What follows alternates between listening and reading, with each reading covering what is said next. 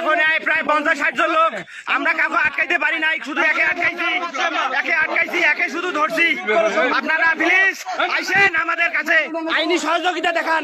এই বেটা আছে এত রাইতে শালা মন্দির ভাঙতে আছে, মন্দির ভাঙার জন্য খেলা প্রস্তুতি নিয়ে আছে, মন্দির ভাঙার জন্য আছে। আপনারা দেখেন প্লিজ, এখানে হিন্দুদের একটা ধর্মীয় প্রোগ্রাম, এখানে এনারা আছে ভাগনার জন্য।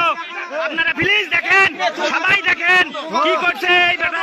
রাতে আসি 50-60 জন লোক ধরিয়া হিন্দু সম্প্রদায়ের উপর আক্রমণ করছে। আপনারা প্লিজ দেখেন, আপনারা দেখেন